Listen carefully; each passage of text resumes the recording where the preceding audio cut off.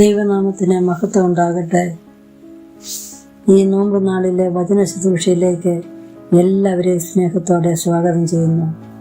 ഈ വചനവേദിയിൽ ഇപ്രകാരം ഒരവസരം മുന്നിൽ തന്ന പ്രിയപ്പെട്ട ക്രിസ്ത്യച്ചനോടുള്ള നന്ദിയും സ്നേഹവും അറിയിക്കുന്നു.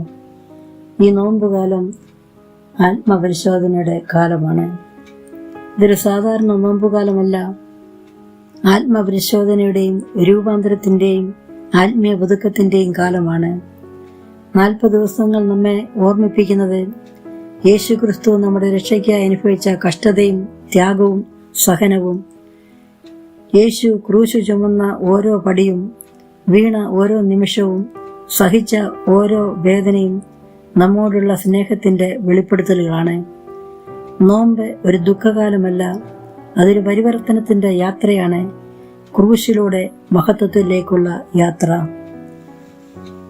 ഇന്നത്തെ വചന ശുശ്രൂഷയ്ക്കായിട്ട് തിരഞ്ഞെടുത്തിരിക്കുന്ന വേദഭാഗം ലൂക്കോസിന്റെ സുവിശേഷം 17-ാം അധ്യായം 11 മുതൽ 19 വരെയുള്ള വേദഭാഗമാണ്. ഈ ഭാഗത്ത് കാണുന്നത് 10 കുഷ്ഠരോഗികളുടെ കഥയാണ്. 10 കുഷ്ഠരോഗികളുടെ കഥകൾ നമ്മൾ പഠിക്കുമ്പോൾ അവരെല്ലാവരും സൗഖ്യം പ്രാപിച്ചു. പക്ഷേ ഒരാൾ മാത്രം തിരിച്ചു വന്ന് യേശുവിന് നന്ദി പറഞ്ഞു.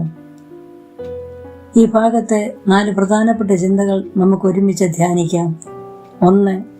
കഷ്ടത നമ്മെ യേശുവിന്റെ അടുക്കൽ കൊണ്ടുവരുന്നു. ഈ 10 കുഷ്ഠരോഗികളും അകലെ നിന്നുകൊണ്ട് യേശുവിനെ നോക്കി നിലവിളിക്കുകയാണ്. യേശുവിന്റെ കരുണയ്ക്കായിട്ട് യാചിക്കുകയാണ്. ചിലപ്പോഴൊക്കെ ഈ രോഗവും നഷ്ടവും വിഷമവും നമ്മെ പ്രാർത്ഥനയിലേക്ക് നയിക്കുന്നു. എന്നാൽ പ്രശ്നം മാറിയ ശേഷം നമ്മൾ ദൈവത്തെ പലപ്പോഴും മറന്നുപോവുകയാണ് ചെയ്യുന്നത്. ക്രിസ്തുവിലേക്ക് മടങ്ങി വരുവാനുള്ള ഒരവസരമായിട്ട് പലപ്പോഴും നമ്മൾ ഇതിനെ കാണേണ്ടതായിട്ടുണ്ട്. 2. ആജ്ഞാനുസരണം അനുഗ്രഹം കൊണ്ടുവരുന്നു. പോയി നിങ്ങളെ തന്നെ പുരോഹിതന്മാർക്ക് കാണിച്ചു കൊടുക്കുക എന്ന് യേശു പറഞ്ഞു. യേശുവിന്റെ വാക്ക് കേട്ട് സൗഖ്യം ലഭിക്കാതെ തന്നെ അവർ നടന്നു. നടക്കയിൽ അവർ ശുദ്ധരായി തീർന്നു.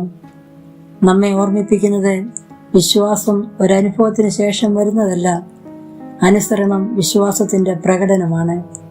മറ്റുള്ളവരെ സ്നേഹിപ്പാനും പങ്കുവയ്ക്കുവാനും നമുക്ക് സാധിക്കുന്നുവെങ്കിൽ അനുഗ്രഹങ്ങളെ പ്രാപിപ്പാൻ നമുക്ക് സാധിക്കും. അതിനായിട്ട് നമ്മൾ യത്നിക്കേണ്ടതായിട്ടുണ്ട്. അതിനായിട്ട് നമുക്ക് ഒരുങ്ങാം. 3. കൃതജ്ഞത ദൈവത്തെ മഹത്വപ്പെടുത്തുന്നു. ശുദ്ധരായ 10 പേരിൽ ഒരാൾ മാത്രം തിരിഞ്ഞു വന്ന് ദൈവത്തെ മഹത്വപ്പെടുത്തി. 9 പേർ അനുഗ്രഹം ഏറ്റുവാങ്ങി മടങ്ങിപ്പോയപ്പോൾ ഒരാൾ മാത്രം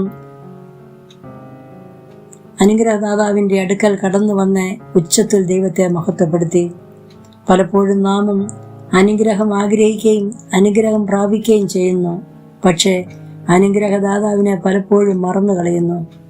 കൃതജ്ഞത ഒരു ആത്മീയ മനോഭാവമാണ്. അതിലൂടെ ദൈവം മഹത്വപ്പെടുന്നു. നമ്മുടെ നന്ദി വാക്കുകളിൽ മാത്രമല്ല, ജീവിതത്തിലൂടെ അത് പ്രകടമാക്കണം. 4. കൃതജ്ഞത പൂർണ്ണ രക്ഷയിലേക്ക് നയിക്കുന്നു. യേശു അവനോട് പറഞ്ഞു, എഴുന്നേറ്റ് പോയിക്കൊള്ളുക, നിന്റെ വിശ്വാസം നിന്നെ രക്ഷിച്ചിരിക്കുന്നു. മറ്റുള്ളവർക്ക് ശാരീരിക സൗഖ്യം പ്രാപിച്ചപ്പോൾ ഈ ഒരാൾക്ക് ആത്മീയ രക്ഷയും ലഭിച്ചു. രക്ഷ യഹോവയിൽ നിന്ന് വരുന്നുവെന്ന് അവൻ പൂർണ്ണമായി അനുഭവിച്ചറിഞ്ഞു. അനുഗ്രഹം മാത്രം നേടുന്നവരായിട്ടല്ല, മറിച്ച് ക്രിസ്തുവിനെ തന്നെ നേടേണ്ടതായിട്ടുണ്ട്. ഈ നോമ്പ് നാളുകളിൽ നമ്മെ തന്നെ പുനഃപരിശോധന ചെയ്യാം. എത്രയെത്ര നന്മകൾ നമുക്ക് വാരിക്കോരി തന്നു. നമ്മുടെ ജീവിതം നന്ദിയുടെ സാക്ഷ്യമായി മാറുന്നുണ്ടോ? ഈ 10 പേർ സൗഖ്യം പ്രാപിച്ചു. പക്ഷെ ഒരാൾ മാത്രം വന്ന് യേശുവിന് നന്ദി പറഞ്ഞു. ഈ സംഭവത്തിൽ നമ്മൾ കാണുന്നത് അനുഗ്രഹം എല്ലാവർക്കും ലഭിക്കാം, പക്ഷേ കൃതജ്ഞത എല്ലാവർക്കും ഉണ്ടാകില്ല. യേശു ചോദിച്ചു, മറ്റുള്ള 9 പേർ എവിടെ? ഈ ചോദ്യമെന്നും നമ്മുടെ ഹൃദയത്തിൽ മുഴങ്ങുകയാണ്.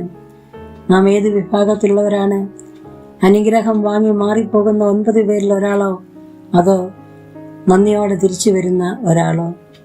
കൃതജ്ഞത ഒരു വാക്കല്ല, അത് ദൈവസന്നിധിയിലേക്ക് തിരിച്ചു വരുന്ന ഒരു മനോഭാവമാണ്. നന്ദിയുള്ള ഹൃദയം മാത്രമാണ് രക്ഷയുടെ ആഴം അനുഭവിക്കുന്നത്. ഈ നോമ്പുകാലത്ത് നമുക്ക് തീരുമാനമെടുക്കാം. ദൈവം നൽകിയ ഓരോ അനുഗ്രഹവും തിരിച്ചറിഞ്ഞ് നന്ദിയോടെ അവന്റെ പാദപീഠത്തിങ്കൽ കടന്നു വരാം. 10 പേരിൽ ഒരാളായി മാറാം. നന്ദി പറയുവാൻ നമുക്ക് യാത്രയാകാം. ഈ നോമ്പ് നാളുകളിൽ വലിയ ഉറപ്പോടും പ്രത്യാശയോടും കൂടെ ക്രിസ്തുവിനോട് ചേർന്ന് സഹനത്തിന്റെ വഴികളിലൂടെ നമുക്ക് സഞ്ചരിക്കാം. സഹനത്തെ നമുക്ക് സ്വയം ഏറ്റെടുക്കാം. അത് നമ്മളെ വിജയത്തിലേക്ക് നയിക്കും. പ്രത്യാശയുടെ അനുഭവത്തിലേക്ക് നമ്മളെ നടത്തും. അതിന് ദൈവത്തിന്റെ പരിശുദ്ധാത്മാവ് നമ്മെ സഹായിക്കുകയും ശക്തീകരിക്കുകയും ചെയ്യുമാറാകട്ടെ.